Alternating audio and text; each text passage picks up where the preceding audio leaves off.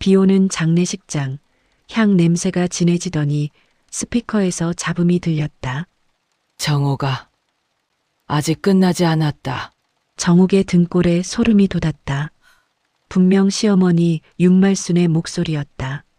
40년을 괴롭혔던 그 목소리가 죽음 너머에서 들려오고 있었다. 뭐야 이게? 떨리는 목소리로 중얼거리는 정욱의 눈앞에서 영정이 흔들렸다. 바람도 없는데 사진이 좌우로 움직이고 향초 불꽃이 파랗게 일렁였다. 해방감이라 믿었던 순간이 공포로 바뀌었다. 시어머니는 정말로 아직 여기 있었다. 그리고 무언가를 말하려 하고 있었다. 오늘의 사연 시작합니다. 우리가 살아가면서 알게 모르게 겪지 않아야 할 일들을 겪을 때가 있죠? 후회가 남지 않도록, 한이 남지 않도록 현실에 충실한 날들이 되기를 바랍니다. 구독과 좋아요는 저에게 큰 힘이 됩니다. 경북의 한 작은 마을, 오래된 장례식장에는 축축한 비 냄새가 배어 있었습니다. 가을비가 창문을 두드리는 소리가 마치 누군가 문을 두드리는 것처럼 들렸죠. 장례식장 안은 조문객들의 낮은 속삭임과 향 냄새로 가득했어요. 검은 상복을 입은 사람들이 영정 앞에 놓인 국화꽃을 바라보며 고개를 숙였습니다. 영정 속 윤말순의 사진은 차갑고 단호한 표정이었어요. 살아생전 그분의 모습 그대로였죠. 90평생을 강인하게 살아온 그분은 마지막까지도 자신의 방식을 고집했습니다. 영정 앞에는 시어머니를 떠나보내는 며느리 박정옥이 무릎을 꿇고 앉아 있었어요. 정옥은 68배 나이에도 여전히 허리가 곧았습니다. 하지만 그 곧은 허리에는 세월의 무게가 고스란히 실려 있었죠. 40년을 함께 살아온 시어머니였어요. 아니, 함께 살았다기보다는 견뎌낸 세월이라고 말하는 게 맞을지도 모르겠습니다. 정옥은 영정 앞에 절을 올리며 작은 목소리로 중얼거렸습니다. 이제 정말 끝났네요. 그동안 고생하셨어요. 그 말 속에는 묘한 감정이 섞여 있었어요. 슬픔보다는 해방감에 가까운 무언가였죠. 40년 동안 짓눌려 살았던 무게가 마침내 내려놓아진 듯한 느낌이었습니다. 정옥은 자신도 모르게 한숨을 내쉬었어요. 그 한숨 속에는 말로 다 할 수 없는 긴 세월의 이야기가 담겨 있었습니다. 옆에 앉은 남편 박준호는 72의 나이답게 주름진 얼굴로 조용히 눈을 감고 있었어요. 준호는 평생 어머니와 아내 사이에서 중간자 역할을 해왔습니다. 어느 쪽도 제대로 편들지 못한 채 그저 침묵으로 일관했던 사람이었죠. 지금도 마찬가지였어요. 눈을 감은 그의 얼굴에는 어떤 감정도 드러나지 않았습니다. 장례식장 한쪽에는 도시에서 내려온 딸 박지은이 서 있었습니다. 40의 나이 서울에서 일하는 지은은 오랜만에 고향에 내려왔어요. 지은은 어색한 표정으로 어머니와 아버지를 번갈아 바라보았습니다. 할머니의 장례식이었지만 슬픔보다는 묘한 긴장감이 느껴졌죠. 지은은 어린 시절부터 할머니와 어머니 사이의 냉랭한 공기를 느끼며 자랐습니다. 그래서 이 순간이 어떤 의미인지 잘 알고 있었어요. 조문객들이 하나둘 자리를 떠나고 장례식장은 점점 조용해졌습니다. 정옥은 다시 한번 영정을 바라보았어요. 사진 속 시어머니의 날카로운 눈빛이 자신을 꿰뚫어 보는 것만 같았습니다. 결혼 첫날부터 마지막 날까지 그 눈빛은 변함없이 차갑고 단호했었죠. 갑자기 장례식장의 향 냄새가 더욱 진해졌습니다. 정옥은 코를 찌르는 향 냄새에 얼굴을 찌푸렸어요. 그때였어요. 장례식장 한쪽에 놓인 스피커에서 이상한 소리가 들려왔습니다. 처음에는 잡음처럼 들렸죠. 지지직, 지지직 하는 소리가 조용한 장례식장에 울려 퍼졌습니다. 뭐지? 스피커가 고장 났나? 준호가 중얼거리며 스피커 쪽을 바라보았어요. 하지만 곧 그 잡음 사이로 희미한 목소리가 들려왔습니다. 여성의 목소리였죠. 나이든 여성의 낮고 떨리는 목소리였습니다. 정오가 아직 끝나지 않았다. 순간 장례식장 안의 공기가 얼어붙었습니다. 정욱의 등골에 소름이 돋았어요. 그 목소리, 분명히 시어머니 윤말순의 목소리였습니다.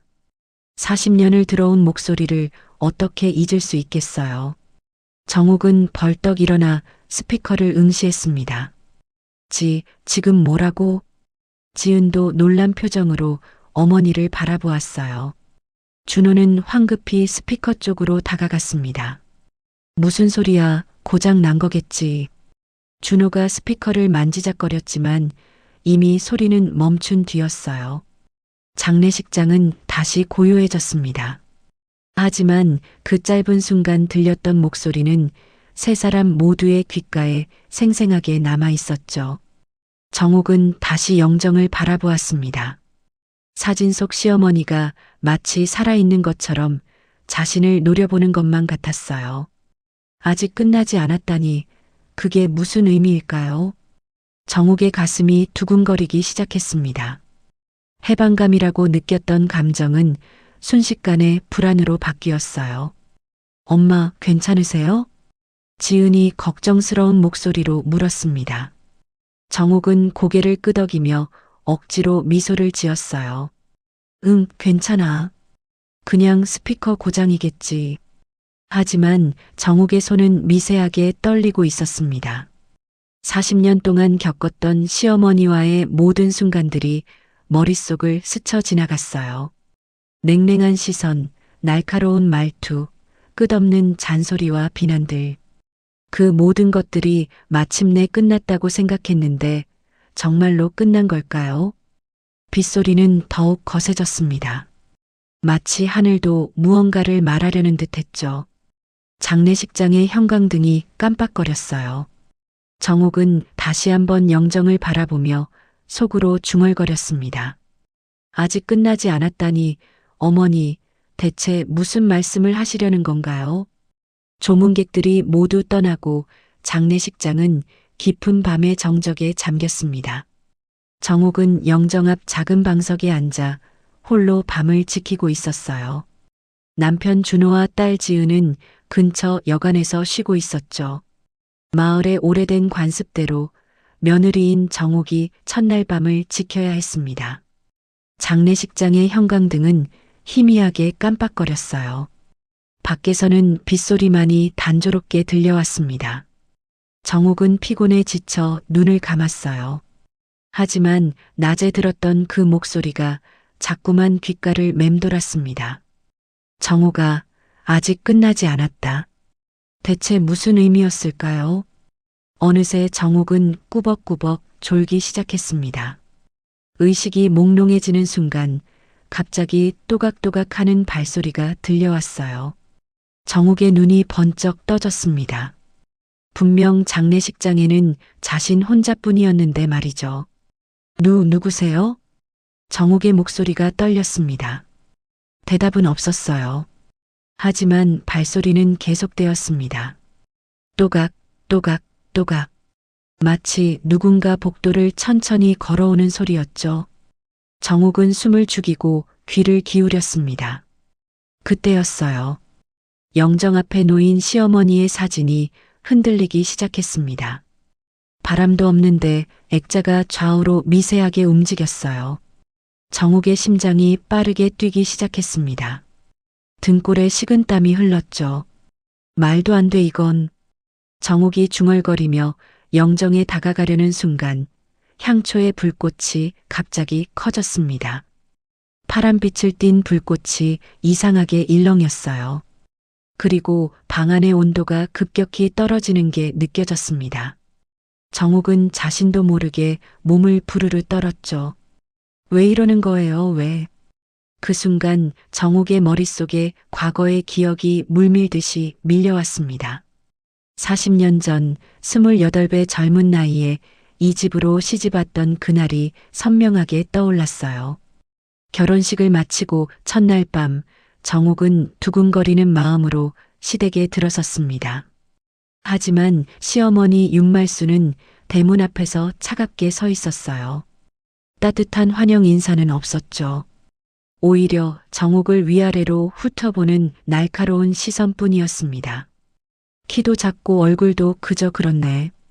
우리 준호가 뭐가 아쉬워서 너 같은 애를 데려왔는지 모르겠어. 첫 만남부터 가시 돋친 말이었어요. 정옥은 그저 고개를 숙이고 인사를 올렸습니다. 하지만 시어머니의 차가운 태도는 거기서 끝나지 않았죠. 신혼 첫날 밤 정옥이 방에서 쉬고 있을 때였어요. 시어머니가 불쑥 문을 열고 들어왔습니다. 내 아들은 내 덕분에 망했어. 갑작스러운 말에 정옥은 어리둥절했어요. 아직 결혼한 지 하루밖에 안 됐는데 무슨 의미인지 알 수 없었죠. 무슨 말씀이신지. 준호는 원래 서울에서 의사가 될 아이였어. 하지만 내 집안이 돈이 없다며 결혼 지참금으로 학비를 다 써버렸잖아. 이제 준호는 이 작은 마을에 박혀서 평생 농사나 지으며 살아야 해. 다 내 탓이야. 시어머니의 목소리는 도끼로 가득했습니다. 정옥은 아무 말도 할 수 없었어요. 사실이 아니었거든요. 준호는 애초에 의대에 갈 성적이 안 됐고 결혼 지참금도 시댁에서 요구한 금액을 다 맞춰줬습니다. 하지만 시어머니는 모든 걸 정옥의 탓으로 돌렸죠. 그날부터 40년이 흘렀어요. 시어머니의 구박은 단 하루도 쉬지 않았습니다. 밥을 해도 청소를 해도 무엇을 해도 늘 부족하다는 핀잔이었죠. 정옥은 그저 참고 견뎠습니다. 남편 준호에게 말해봤자 소용없다는 걸 일찍 깨달았거든요. 어머니가 원래 그러시니까 그냥 참아. 내가 뭐라고 할 수도 없잖아. 준호는 늘 그렇게 말했어요. 어머니 편도 아내 편도 아닌 그저 회피하는 사람이었습니다. 정옥은 철저히 혼자였죠. 가장 고통스러웠던 건 20년 전이었습니다. 준호가 교통사고를 당했을 때였어요. 다행히 큰 부상은 없었지만 다리를 다쳐 한동안 일을 못했습니다. 그때 시어머니는 정옥을 마당 한가운데 세워놓고 온 동네가 들리게 소리를 질렀어요. 내가 애군을 몰고 온 거야. 내가 이 집에 들어온 후로 좋은 일이 하나도 없어. 내가 우리 준호를 망쳤어. 정옥은 그날 마당에서 무릎을 꿇은 채 울었습니다. 이유도 모를 죄명으로 평생을 죄인 취급받으며 살았죠. 정옥이 과거의 기억에 빠져 있을 때 갑자기 또다시 목소리가 들려왔습니다. 미안하다 정옥아. 정옥은 화들짝 놀라 고개를 들었어요. 분명 시어머니의 목소리였습니다. 하지만 낮에 들었던 목소리와는 달랐어요. 낮에는 차갑고 단호했다면 지금은 떨리고 후회에 가득 찬 목소리였죠. 어머니? 정옥이 떨리는 목소리로 영정을 바라보았습니다. 사진 속 시어머니의 눈빛이 달라 보였어요. 더 이상 차갑지 않았습니다. 오히려 애절하고 슬퍼 보였죠. 내가 잘못했어. 용서해줘. 목소리는 점점 작아지다가 결국 사라졌습니다. 장례식장은 다시 고요해졌어요. 정옥은 그 자리에 멍하니 앉아 있었습니다. 방금 들었던 목소리가 환청이었을까요? 아니면 정말로 시어머니가 무언가를 전하려는 걸까요? 정옥의 눈에서 눈물이 흘러내렸습니다. 미움과 원망으로 가득했던 마음 한편에 묘한 감정이 스며들고 있었어요. 시어머니도 후회하고 있다는 걸까요? 40년의 세월이 주마등처럼 스쳐 지나갔습니다. 밖에서 빗소리가 더욱 거세졌습니다. 정옥은 떨리는 손으로 영정 앞에 향을 바로 세우며 작게 속삭였습니다. 어머니 정말 그동안 후회하셨던 건가요? 다음 날 아침 가을 햇살이 장례식장 창문을 통해 들어왔습니다. 밤새 비가 그치고 맑은 하늘이 펼쳐졌어요. 정옥은 영정 앞에서 밤을 지새운 탓에 얼굴이 창백했습니다. 눈 밑에는 시커먼 다크서클이 자리 잡고 있었죠. 엄마, 괜찮으세요? 얼굴이 안 좋아 보여요. 여관에서 돌아온 지은이 걱정스럽게 물었습니다. 정옥은 억지로 미소를 지으며 고개를 끄덕였어요. 응, 그냥 잠을 못 자서 그래. 걱정 마. 하지만 정옥은 밤에 있었던 일을 차마 말할 수 없었습니다. 시어머니의 목소리를 들었다고 말하면 지은이 얼마나 놀랄까요? 아니, 믿어주기나 할까요? 지은은 장례식장 구석구석을 둘러보기 시작했습니다. 뭔가 정리할 게 있는지 살펴보던 중이었죠. 그때 영정 옆 작은 탁자 위에 놓인 낡은 녹음기를 발견했어요. 요즘 시대에는 보기 드문 카세트 녹음기였습니다. 엄마, 이거 뭐예요? 녹음기가 왜 여기 있죠? 지은이 녹음기를 들어 올리며 물었습니다. 정옥도 고개를 갸우뚱했어요. 나도 몰라. 장례식장에서 준비해 준 건가? 지은이 녹음기를 자세히 살펴보니 이상한 점이 있었습니다. 녹음 버튼이 눌려 있었어요. 빨간 불이 깜빡거리고 있었죠. 엄마, 이거 켜져 있었어요. 장례식 내내 녹음되고 있었던 것 같은데요. 지은의 목소리에 긴장감이 묻어났습니다. 정옥은 녹음기를 받아들고 멈춤 버튼을 눌렀어요. 테이프가 돌아가던 소리가 멈췄습니다. 다시 들어볼까요? 지은이 되감기 버튼을 눌렀습니다. 테이프가 지지직 소리를 내며 되감겨졌죠. 그리고 재생 버튼을 눌렀어요. 처음에는 잡음만 들렸습니다. 지지직, 지지직 하는 소리가 스피커에서 흘러나왔죠. 하지만 곧 그 잡음 사이로 희미한 목소리가 들려왔습니다. 나이 든 여성의 목소리였어요. 정옥의 온몸에 소름이 돋았습니다.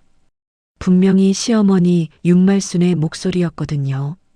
준호야, 정옥이를 부탁한다. 목소리는 간신히 알아들을 수 있을 정도로 작고 떨렸습니다. 하지만 분명했어요. 시어머니가 아들에게 그리고 며느리 정옥에게 무언가를 부탁하고 있었던 겁니다. 이게 뭐예요? 지은의 손이 떨렸습니다. 정옥도 말문이 막혔어요. 돌아가신 시어머니의 목소리가 녹음기에 담겨 있다니 도저히 믿을 수 없는 일이었습니다. 할머니 목소리 맞죠? 엄마, 이거 정말 할머니 목소리예요? 지은이 다급하게 물었습니다. 정옥은 떨리는 손으로 녹음기를 다시 받아들었어요. 테이프를 처음부터 다시 재생했습니다. 이번에는 더 자세히 들어보려고 귀를 바짝 갖다 댔죠. 잡음 사이로 시어머니의 목소리가 다시 들려왔습니다. 미안하다, 정옥아, 내가 너무 심했어. 정옥의 눈에서 눈물이 흘러내렸습니다. 40년을 살면서 단 한 번도 들어보지 못한 말이었어요. 시어머니가 자신에게 미안하다고 말하다니요. 그것도 죽음 이후에 남긴 목소리로요. 그때 남편 준호가 장례식장으로 들어왔습니다. 준호는 아침 일찍 마을 어른들께 인사를 다녀온 참이었어요. 뭘 그렇게 심각하게 보고 있어? 준호가 다가오며 물었습니다. 지은이 녹음기를 아버지에게 내밀었어요. 아버지, 이거 좀 들어보세요. 할머니 목소리가 녹음되어 있어요. 준호는 의아한 표정으로 녹음기를 받았습니다. 지은이 다시 재생 버튼을 눌렀죠. 시어머니의 목소리가 흘러나왔습니다. 준호야, 정옥이를 부탁한다. 준호의 얼굴이 굳어졌습니다. 하지만 곧 고개를 저으며 녹음기를 탁자에 내려놓았어요. 말도 안 돼. 이건 지은이 내가 장난친 거겠지. 죽은 사람 목소리가 왜 녹음기에 담겨 있어? 준호의 목소리는 단호했습니다. 하지만 눈빛은 흔들리고 있었어요. 분명 어머니의 목소리를 알아들었을 텐데 인정하고 싶지 않은 듯 했습니다. 아버지, 제가 왜 이런 장난을 쳐요? 이건 진짜 할머니 목소리예요. 지은이 항변했지만 준호는 듣지 않았습니다. 그만해. 장례식장에서 이상한 소리 하지 마. 그냥 누군가 장난으로 녹음해 놓은 거야. 준호는 더 이상 대화하고 싶지 않다는 듯 밖으로 나가버렸습니다. 정옥과 지은만 남았어요. 두 사람은 서로를 바라보며 말없이 서 있었죠. 엄마는 어떻게 생각하세요? 정말 할머니 목소리 아니에요? 지은이 조심스럽게 물었습니다. 정옥은 한참을 망설이다가 입을 열었어요. 그래, 어머니 목소리 맞아. 근데 왜 이런 녹음이 남아있는지 모르겠구나. 정옥은 지난밤에 들었던 목소리를 떠올렸습니다. 시어머니가 미안하다고 용서해달라고 말했던 그 목소리를요. 이 녹음기의 목소리와 똑같았어요. 그날 밤이었습니다. 지은은 여관방에서 혼자 휴대폰을 보고 있었어요.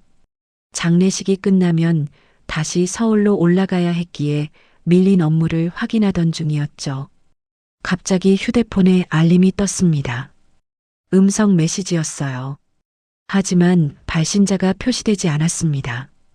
익명의 메시지였죠. 지은은 이상하다는 생각이 들었지만 호기심에 재생 버튼을 눌렀습니다. 스피커에서 목소리가 흘러나왔어요. 나이 든 여성의 목소리였습니다.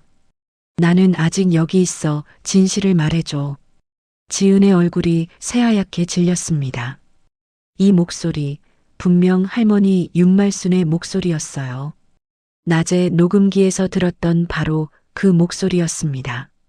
이게 무슨... 지은의 손에서 휴대폰이 떨어질 뻔했어요. 심장이 미친 듯이 뛰었습니다. 죽은 할머니가 자신에게 음성 메시지를 보냈다니 도저히 믿을 수 없는 일이었죠. 지은은 황급히 어머니 정옥에게 전화를 걸었습니다. 손이 너무 떨려서 버튼을 누르기도 힘들었어요. 엄마, 지금 당장 여관으로 와주세요. 할머니가 저한테 메시지를 보냈어요. 전화기 너머로 정옥의 놀란 목소리가 들려왔습니다. 뭐라고? 지은아, 무슨 소리야? 진짜예요, 엄마. 할머니 목소리로 음성 메시지가 왔어요. 진실을 말해달라고요. 지은의 목소리는 공포로 떨리고 있었습니다. 무언가 엄청난 비밀이 이 가족에게 숨겨져 있다는 걸 직감했어요. 그리고 할머니는 죽어서도 그 진실을 밝히려 하고 있었습니다. 며칠이 흘렀습니다. 장례를 치르는 동안 정옥과 지은은 계속해서 이상한 일들을 경험했어요. 밤마다 들려오는 발소리, 저절로 흔들리는 영정, 그리고 휴대폰으로 오는 정체불명의 음성 메시지들, 모두 시어머니 윤말순의 목소리였습니다. 사무제를 마친 후 정옥은 시어머니의 방을 정리하기 시작했습니다. 남편 준호는 차마 어머니 방에 들어가지 못했어요. 딸 지은도 서울로 돌아가야 한다며 먼저 떠났죠. 결국 정옥 혼자 오래된 한옥 안방을 정리하게 되었습니다. 방문을 열자 먼지 냄새와 함께 오래된 장례향이 코를 찔렀어요. 시어머니는 평생 이 방에서 살았습니다. 정옥이 이 집에 시집온 후로도 시어머니는 단 한 번도 방을 내주지 않았죠. 며느리에게 안방을 물려주는 게 당연한 시절이었지만 윤말순은 끝까지 고집을 꺾지 않았습니다. 며느리 따위에게 내 방을 내줄 순 없어. 시어머니의 냉랭한 목소리가 귓가에 생생했어요.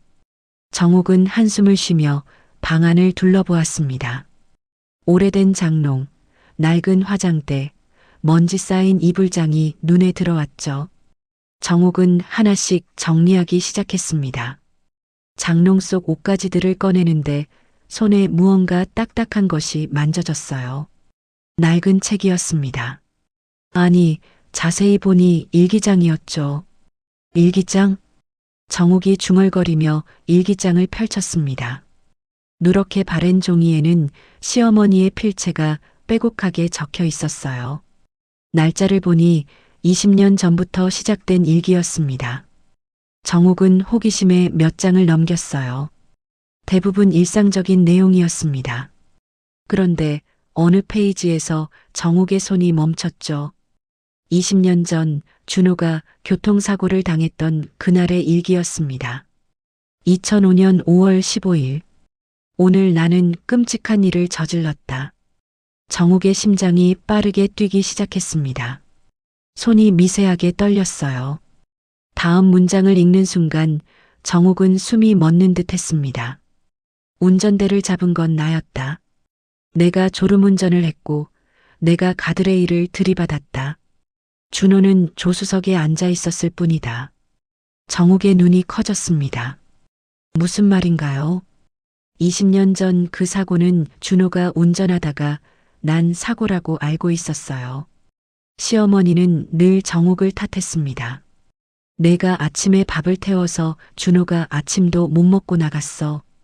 그래서 힘이 없어서 사고가 난 거야. 다 내 탓이야. 시어머니는 그렇게 소리치며 정욱을 몰아세웠죠. 정욱은 자신의 잘못이라고 믿었습니다. 20년 동안 그 죄책감을 안고 살았어요. 하지만 진실은 달랐습니다. 정욱은 떨리는 손으로 일기장을 계속 읽어내려갔어요. 나는 전날 밤 잠을 설쳤다. 마을 잔치에서 술을 마셨고 새벽까지 이웃과 화투를 쳤다. 아침에 준호가 병원에 가야 한다기에 내가 운전을 하겠다고 했다. 하지만 나는 너무 졸렸다. 결국 고속도로에서 순간적으로 잠이 들었고 정신을 차렸을 땐 이미 가드레일을 들이받은 후였다. 정욱의 눈에서 눈물이 쏟아져 내렸습니다. 시어머니가 운전을 했다니요. 그리고 그 사실을 숨기고 정욱을 탓했다니요. 일기는 계속되었습니다. 준호는 다리를 심하게 다쳤다. 병원에서 경찰이 왔을 때 나는 거짓말을 했다. 준호가 운전했다고 말했다. 준호는 의식이 없었기에 반박할 수도 없었다. 며칠 후 준호가 깨어났을 때 나는 단단히 일렀다. 내가 운전했던 걸로 하자고. 내가 면허 정지를 당하면 안 된다고. 준호는 어머니를 위해 거짓을 받아들였다. 정욱은 일기장을 쥔 손에 힘을 주었습니다. 손마디가 하얗게 질렸어요. 시어머니와 남편 두 사람 모두 거짓말을 했던 겁니다. 그리고 모든 책임을 정욱에게 떠넘겼죠.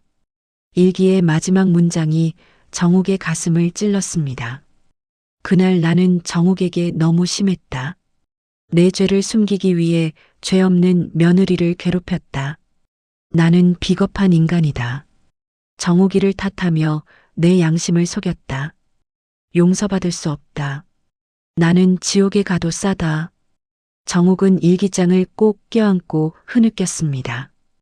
20년 동안 자신을 괴롭혔던 죄책감이 한순간에 무너져 내렸어요. 자신의 잘못이 아니었어요. 단 한 번도 자신의 잘못이 아니었던 겁니다. 어머니 왜 이러셨어요? 왜?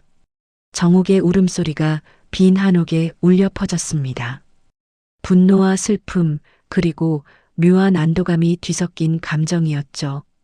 한참을 울던 정욱이 고개를 들었어요. 일기장을 더 읽어보니 최근 날짜의 기록도 있었습니다.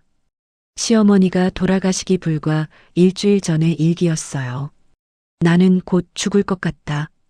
몸이 너무 아프다. 죽기 전에 정욱에게 진실을 말하고 싶다. 하지만 용기가 나지 않는다. 어떻게 40년을 괴롭힌 며느리에게 용서를 구할 수 있을까? 나는 최악의 시어머니였다. 정욱아, 미안하다. 정말 미안하다. 정욱은 입술을 깨물었습니다. 시어머니도 괴로워했던 거예요. 평생을 거짓 속에서 살며 죄책감에 시달렸던 겁니다. 그래서 죽어서도 이렇게 나타나는 걸까요? 진실을 밝히고 용서를 구하기 위해요. 이제야 진실을 말하려는 건가요, 어머니?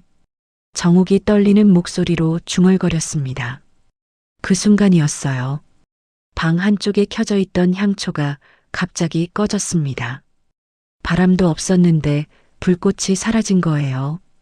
정욱은 화들짝 놀라 향초를 바라보았습니다. 연기만 가늘게 피어오르고 있었죠. 그리고 어디선가 희미한 목소리가 들려왔습니다. 미안하다 정우가 이제라도 알아줘서 고맙다. 정욱의 등골에 소름이 돋았습니다. 하지만 이번에는 두렵지 않았어요. 오히려 시어머니의 고통이 느껴졌습니다. 평생을 거짓과 죄책감 속에 살았던 시어머니의 아픔이요. 정욱은 일기장을 가슴에 안고 조용히 말했습니다. 알겠어요, 어머니. 이제 편히 쉬세요. 방 안은 다시 고요해졌습니다. 하지만 정욱의 마음속에는 거대한 폭풍이 일고 있었어요. 이 진실을 남편 준호에게 말해야 할까요? 준호도 거짓말에 가담했던 사람인데요. 정욱은 일기장을 들고 마루로 나왔습니다. 남편 준호가 마당에서 담배를 피우고 있었어요. 등이 굽은 70대 노인의 뒷모습이 쓸쓸해 보였죠. 정욱은 한참을 그 모습을 바라보다가 천천히 다가갔습니다. 여보. 정욱의 목소리에 준호가 돌아봤어요. 아내의 얼굴이 이상하게 굳어 있는 걸 보고 준호는 담배를 끄며 물었습니다. 왜 그래? 무슨 일 있어? 정욱은 떨리는 손으로 일기장을 내밀었습니다. 이거 어머니 방에서 찾았어요. 읽어보세요. 준호는 의아한 표정으로 일기장을 받았어요. 표지를 넘기며 몇 장을 읽어내려가던 준호의 얼굴이 점점 창백해졌습니다. 이게 뭐야? 준호의 손이 떨리기 시작했어요. 정욱은 차분하게 말했습니다. 당신 사고요. 어머니가 운전하셨대요. 일기장에 다 써 있어요. 순간 준호의 눈이 커졌습니다. 고개를 저으며 일기장을 덮으려 했죠. 그럴 리 없어. 어머니는 그런 분이 아니야. 이건 뭔가 착각하신 거야. 하지만 정욱은 물러서지 않았습니다. 20년 동안 짊어졌던 죄책감이 사실은 거짓이었다는 걸 알았을 때의 그 배신감을 준호도 느껴야 했어요. 착각이 아니에요. 직접 읽어보세요. 어머니가 졸음운전을 하셨고 당신은 조수석에 앉아 있었다고 써 있어요. 그런데 경찰한테는 당신이 운전했다고 거짓말을 하셨대요. 정욱의 목소리가 떨렸습니다. 억눌렀던 감정이 터져 나오려 했죠. 그리고 당신도 알고 있었죠? 어머니가 운전하셨다는 거, 당신도 거짓말에 동의했다는 거 다 알고 있었으면서 20년 동안 나만 모르게 했죠. 준호는 아무 말도 하지 못했습니다. 입술이 파르르 떨렸어요. 결국 준호는 주저앉으며 일기장을 펼쳤습니다. 20년 전 그날의 기록을 읽기 시작했죠. 일기를 읽는 준호의 얼굴에서 핏기가 완전히 사라졌습니다. 손이 심하게 떨렸어요. 눈물이 그의 뺨을 타고 흘러내렸습니다. 어머니는 준호의 목소리가 잠겼습니다. 일기장에는 어머니 윤말순의 고백이 적혀 있었어요. 자신이 운전했고 자신이 사고를 냈으며 아들에게 거짓말을 부탁했다는 내용이었죠. 나는 기억해요, 여보. 정욱이 차갑게 말했습니다. 사고 후 당신이 병원에서 깨어났을 때 어머니가 병실에서 나를 내보냈죠. 단둘이 뭔가 이야기하더니 그 후로 당신은 나를 제대로 쳐다보지도 않았어요. 그때 어머니가 당신한테 뭐라고 했는지 이제 알겠어요. 거짓말을 지키라고 했겠죠. 며느리한테는 절대 말하지 말라고요. 준호는 고개를 들지 못했습니다. 정욱의 말이 모두 사실이었거든요. 병원에서 어머니는 준호에게 단호하게 말했었습니다. 준호야, 엄마를 위해서 내가 운전했던 걸로 해라. 내가 면허 정지 당하면 이 시골에서 어떻게 살겠니? 정욱이한테는 절대 말하면 안 돼. 알겠지? 그때 준호는 고통스러웠지만 고개를 끄덕였어요. 어머니를 실망시킬 수 없었던 겁니다. 평생을 어머니의 말에 순종하며 살았던 준호는 그때도 어머니의 뜻을 따랐죠. 하지만 그 선택의 대가는 아내 정욱이 치러야 했습니다. 시어머니는 사고의 책임을 정욱에게 돌렸어요. 밥을 태워서 제대로 챙기지 않아서 며느리가 무능해서 사고가 났다고 몰아세웠죠. 정옥은 20년 동안 그 비난을 고스란히 받았습니다. 미안해, 정말 미안해. 준호가 흐느끼기 시작했습니다. 70이 넘은 노인의 울음소리는 처량했어요. 정옥은 그런 남편을 내려다보며 복잡한 감정을 느꼈습니다. 분노, 배신감, 그리고 동시에 연민이었죠. 당신도 피해자였을 수도 있어요. 어머니의 강압에 못 이겨서 거짓말을 한 거니까요. 하지만 여보, 당신은 나를 지켜주지 않았어요. 20년 동안 어머니가 나를 괴롭힐 때 당신은 한 번도 내 편이 되어주지 않았어요. 정옥의 목소리에는 깊은 상처가 배어 있었습니다. 준호는 아무 말도 할 수 없었어요. 변명의 여지가 없었거든요.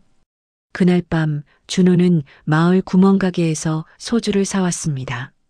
장례식장으로 돌아온 준호는 어머니의 영정 앞에 털썩 주저앉았어요. 소주병을 따며 혼자 중얼거렸죠. 어머니는 나를 지키려다 거짓을 선택하셨군요.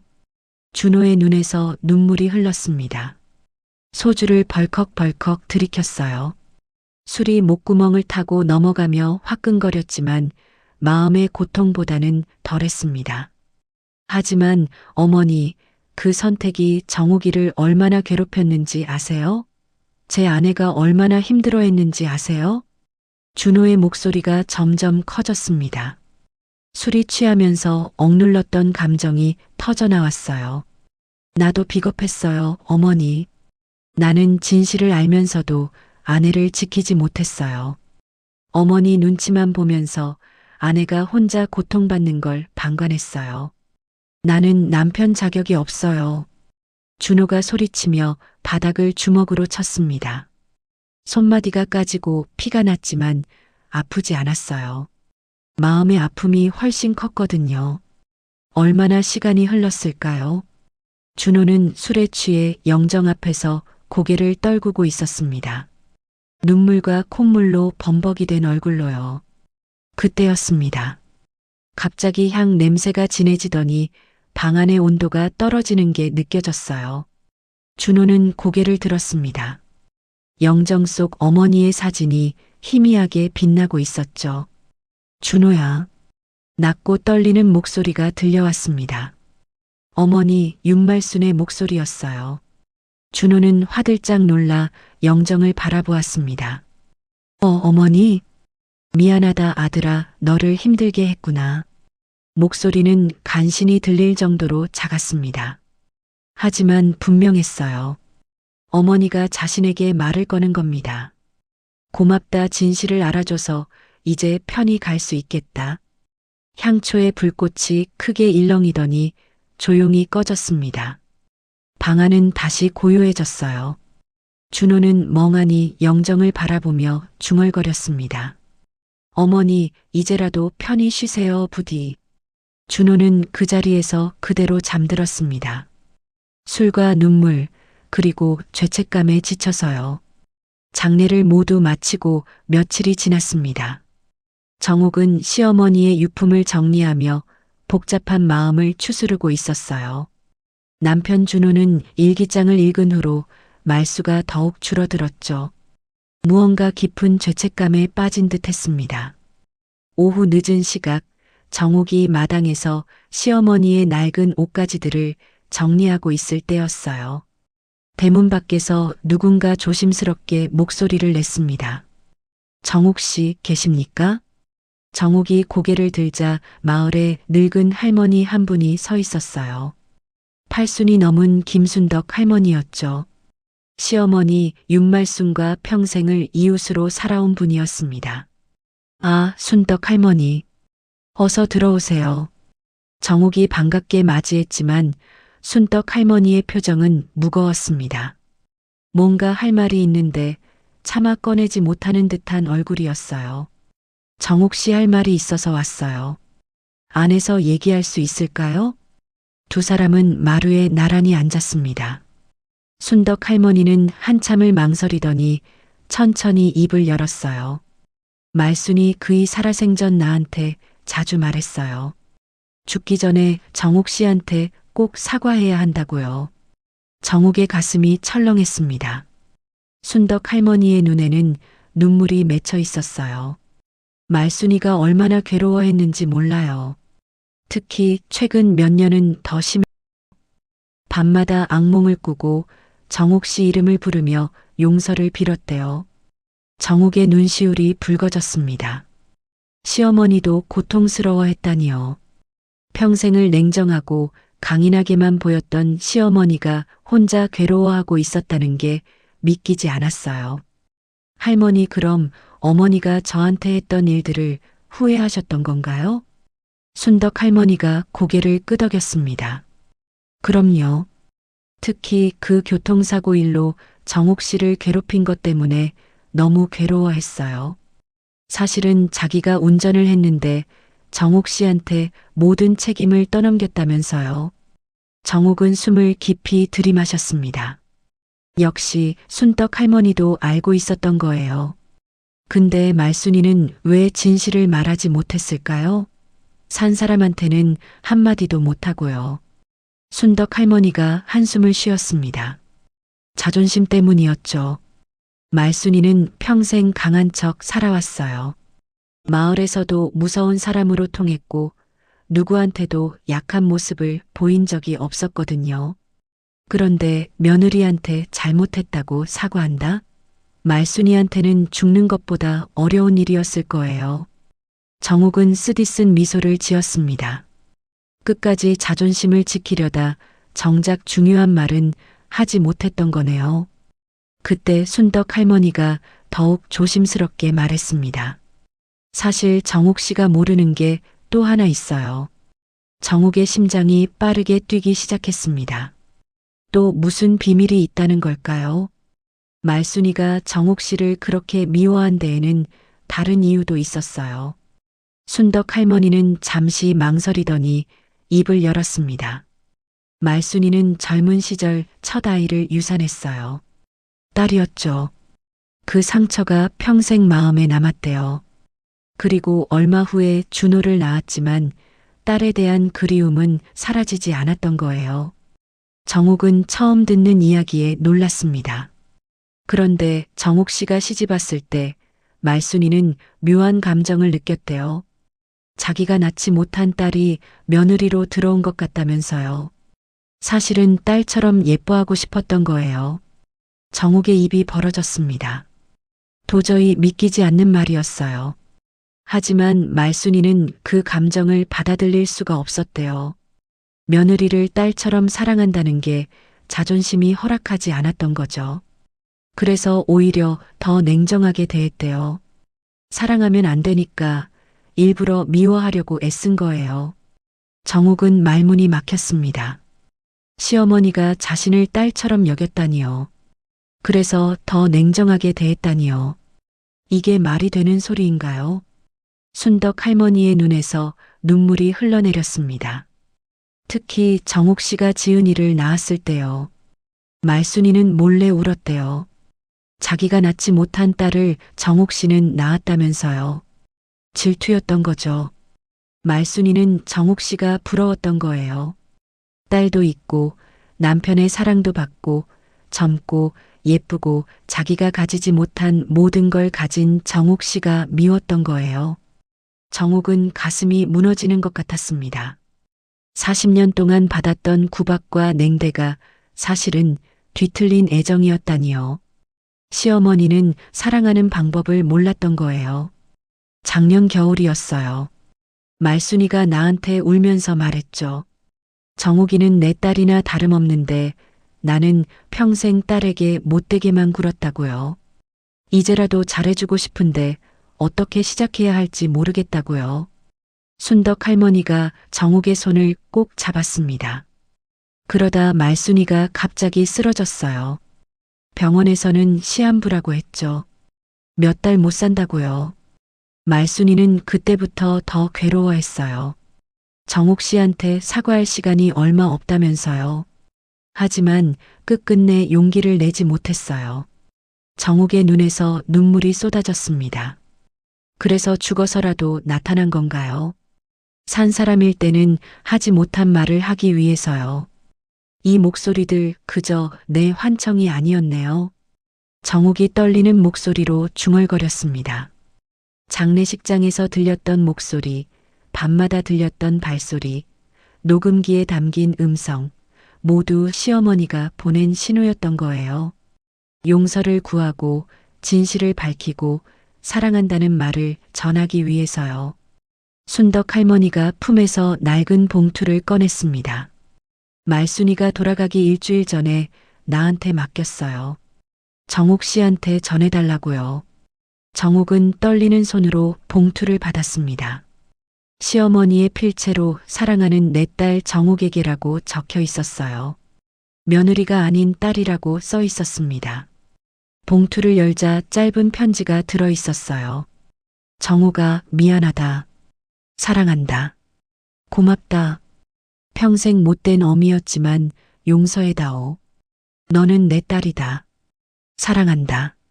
단 몇 줄의 글이었지만 정욱의 가슴을 뜨겁게 했습니다. 정욱은 편지를 가슴에 안고 목 놓아 울었어요. 40년의 한이 눈물로 쏟아져 나왔습니다. 순덕 할머니도 함께 울었습니다. 두 노인은 한참을 마루에 앉아 울었어요. 가을 햇살이 두 사람을 따스하게 비추고 있었습니다. 순덕 할머니가 돌아간 후 정욱은 한참을 멍하니 앉아 있었습니다. 시어머니의 편지를 몇 번이고 읽고 또 읽었어요. 사랑하는 내 딸 정욱에게. 그 문구가 눈에 선명하게 박혔습니다. 해가 뉘엿뉘엿 지고 있었어요. 정욱은 문득 결심했습니다. 장례식장으로 가야겠다고요. 아직 치우지 못한 영정이 그곳에 있었어요. 시어머니와 제대로 된 이별을 해야 할 것 같았습니다. 정욱은 남편 준호에게 말했습니다. 여보, 나 잠깐 장례식장에 다녀올게요. 준호는 고개를 끄덕였어요. 아내의 얼굴을 보며 미안한 듯 말했습니다. 나도 같이 갈까? 정욱은 고개를 저었습니다. 아니요. 혼자 가고 싶어요.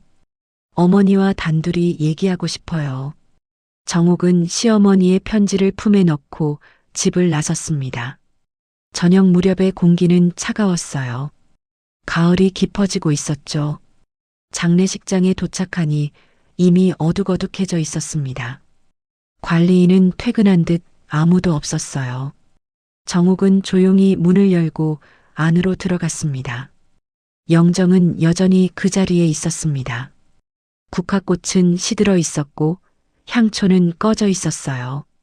정욱은 새 향을 피우고 영정 앞에 무릎을 꿇었습니다. 어머니, 정욱의 목소리가 빈 장례식장에 울려 퍼졌습니다. 오늘 순덕 할머니한테 들었어요. 어머니가 얼마나 괴로워하셨는지, 왜 저를 그렇게 대하셨는지 다 알았어요. 정욱은 품에서 편지를 꺼내 펼쳐들었습니다. 이 편지도 받았어요. 어머니가 저를 딸이라고 불러주셨네요. 평생 처음 들어보는 말이에요. 눈물이 뚝뚝 떨어졌습니다. 편지 위로 눈물이 번졌어요. 미워했어요, 어머니. 정말 많이 미워했어요. 40년 동안 왜 저만 괴롭히시나 싶었어요. 제가 뭘 잘못했나, 제가 정말 이 집안에 애군을 몰고 온 건가, 매일 그렇게 생각했어요.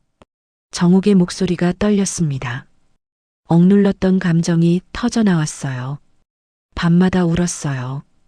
이불 속에서 소리 없이 울면서 왜 저는 이렇게 사는지, 왜 저는 행복할 수 없는지 원망했어요. 어머니를 원망했고, 남편을 원망했고, 제 인생을 원망했어요. 향 냄새가 갑자기 진해졌습니다. 정욱은 고개를 들어 영정을 바라보았어요. 그런데 이제 알았어요. 어머니도 힘드셨다는 거요. 사랑하는 법을 몰라서, 표현하는 법을 몰라서 그렇게 행동하신 거였다는 거요. 정욱은 떨리는 손으로 눈물을 닦았습니다. 그래도 고마웠어요, 어머니. 어머니 덕분에 저는 강해졌어요. 견디는 법을 배웠고, 포기하지 않는 법을 배웠어요. 지은이를 키우면서 절대 어머니처럼은 안 되겠다고 다짐했어요. 딸에게는 사랑한다고 말하고 안아주고 소중하다고 말해줬어요. 어머니가 저한테 해주지 못한 모든 걸 지은이한테 해줬어요. 바람도 없는데 향초의 불꽃이 흔들렸습니다. 정욱은 미소를 지었어요. 어머니, 이제 편히 가세요. 더 이상 괴로워하지 마세요. 그 순간이었습니다. 장례식장 안의 온도가 급격히 떨어졌어요.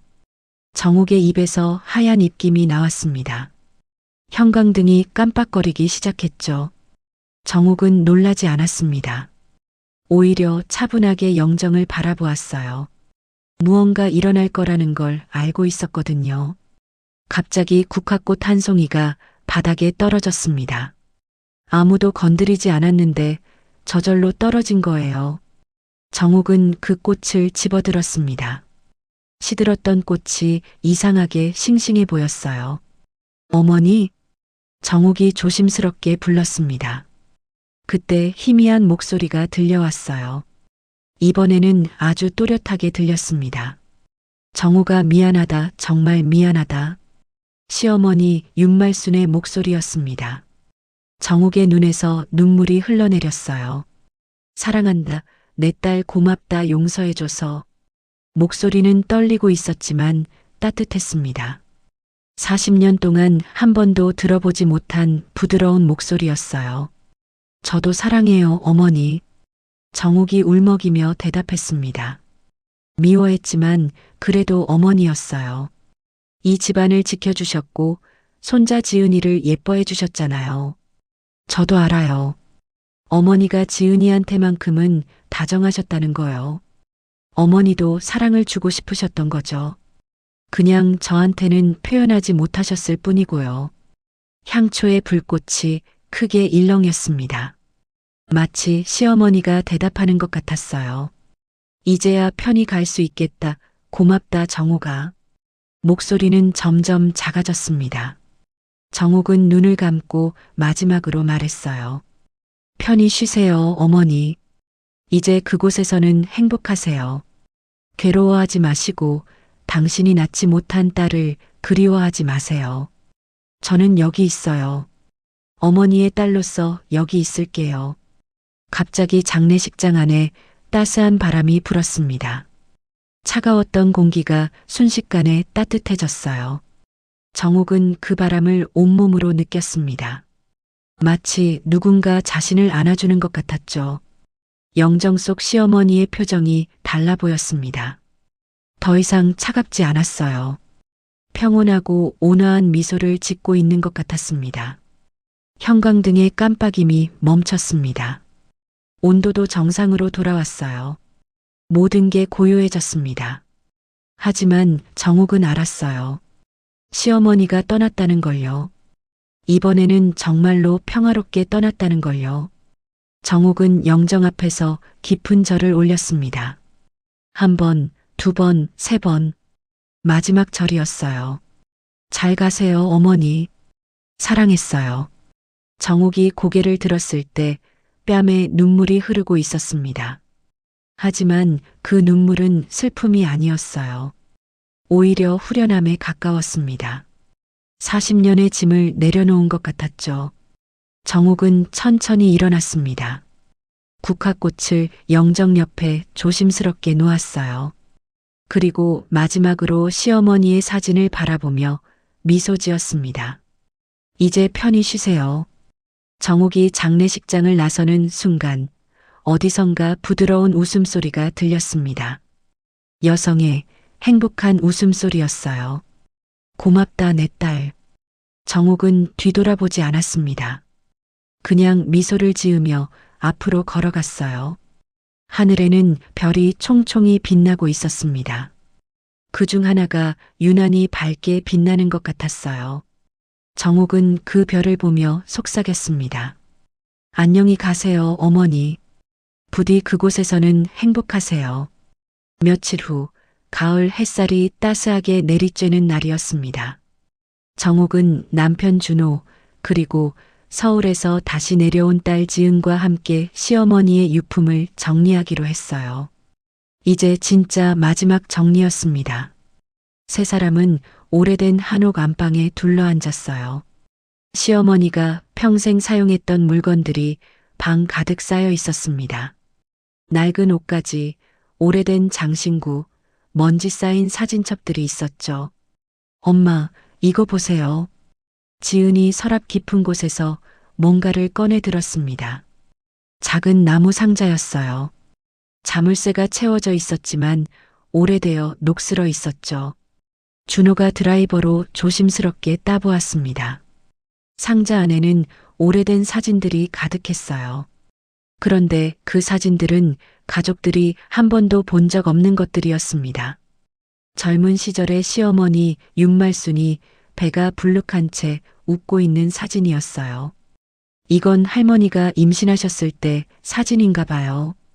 지은이 사진을 자세히 들여다보았습니다. 뒷면에는 연필로 희미하게 글씨가 적혀 있었어요. 우리 딸 만나는 날을 기다리며. 정욱의 가슴이 철렁했습니다. 순덕 할머니가 말했던 그 딸이었어요. 시어머니가 유산한 첫 아이 말입니다. 상자 안에는 아기 옷도 들어 있었어요. 작고 분홍색인 옷이었습니다. 딸아이를 위해 정성스럽게 바느질한 흔적이 역력했죠. 하지만 그 옷은 단 한 번도 입혀보지 못한 채 상자 속에 갇혀 있었습니다. 어머니, 준호의 목소리가 떨렸습니다. 자신에게도 누나가 있었다는 사실을 지금 처음 알았어요. 어머니는 평생 그 아이를 가슴에 묻고 살았던 겁니다. 아버지, 할머니가 얼마나 괴로우셨을까요? 지은의 눈에도 눈물이 고였습니다. 상자 맨 아래에는 작은 편지 한 장이 더 있었어요. 시어머니가 쓴 글이었습니다. 내 첫딸에게. 엄마는 너를 지켜주지 못해서 미안하다. 내가 태어났더라면 얼마나 예뻤을까. 내가 자랐더라면 얼마나 사랑스러웠을까. 매일 그 생각뿐이다. 미안하다, 내 딸아. 엄마가 너를 만나러 곧 갈게. 정욱은 편지를 읽으며 눈물을 흘렸습니다. 시어머니의 평생 상처가 여기 있었어요. 딸을 잃은 슬픔, 그 빈자리를 채우지 못한 아픔이 고스란히 담겨 있었습니다. 그래서 어머니가 나를 딸처럼 여기셨던 거구나. 정욱이 중얼거렸습니다. 시어머니는 잃어버린 딸을 정욱에게서 봤던 거예요. 하지만 그 감정을 받아들일 수 없어서 오히려 더 냉정하게 대했던 겁니다. 준호는 상자를 조심스럽게 닫았습니다. 그리고 어머니의 일기장을 꺼내 들었어요. 그 일기장에는 가족의 모든 비밀이 담겨 있었습니다. 거짓말, 죄책감, 숨겨진 사랑들이요. 이제 이걸 어떻게 하지? 준호가 아내와 딸을 바라보며 물었습니다. 정욱은 잠시 생각하더니 입을 열었어요. 태우세요. 뭐라고? 준호가 놀라 물었습니다. 정욱은 단호하게 말했습니다. 이제 진실은 바람에 맡기는 거예요. 우리는 다 알았잖아요. 어머니의 고통도, 거짓말도, 숨겨진 사랑도요. 이제 이 일기장을 남겨둘 필요가 없어요. 태워서 어머니를 자유롭게 해드려야 해요. 지은도 고개를 끄덕였습니다. 엄마 말이 맞아요, 아빠. 할머니는 이미 용서를 구했고 우리도 진실을 알았어요. 이제 이 무거운 기록은 없애는 게 맞아요. 준호는 한참을 망설이다가 천천히 고개를 끄덕였습니다. 세 사람은 마당으로 나갔어요. 준호가 화로에 불을 피웠습니다. 작은 불꽃이 타오르기 시작했죠. 준호는 떨리는 손으로 일기장을 불 속에 넣었습니다. 종이가 타들어가기 시작했어요. 40년의 비밀이 재가 되어 사라졌습니다. 거짓말도, 죄책감도, 숨겨진 진실도 모두 연기가 되어 하늘로 올라갔어요. 이제 진실은 바람에 맡기자. 준호가 조용히 말했습니다.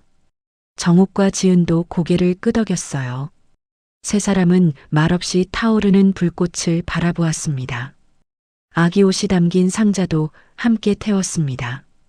시어머니의 슬픔도 잃어버린 딸에 대한 그리움도 모두 불 속으로 사라졌어요. 이제 시어머니는 그곳에서 딸을 만났을 겁니다. 평생 그리워했던 첫 딸을요. 불이 다 타들어갈 무렵 정옥은 하늘을 올려다보았습니다. 파란 하늘에 하얀 구름이 천천히 흘러가고 있었어요. 구름의 모양이 마치 어머니가 아기를 안고 있는 것처럼 보였습니다. 어머니, 이제 그곳에서는 외롭지 않으시길. 정옥이 속삭였습니다. 그 순간 멀리서 바람소리가 들려왔어요. 아니, 바람소리가 아니었습니다. 여성의 웃음소리였어요. 부드럽고 행복한 웃음소리였습니다. 그래, 정호가 수고했다. 이제 난 행복해. 목소리는 바람에 실려 사라졌습니다. 정옥은 미소를 지었어요. 시어머니가 마침내 평화를 찾은 것 같았습니다. 엄마, 저기 봐요. 지은이 하늘을 가리켰습니다.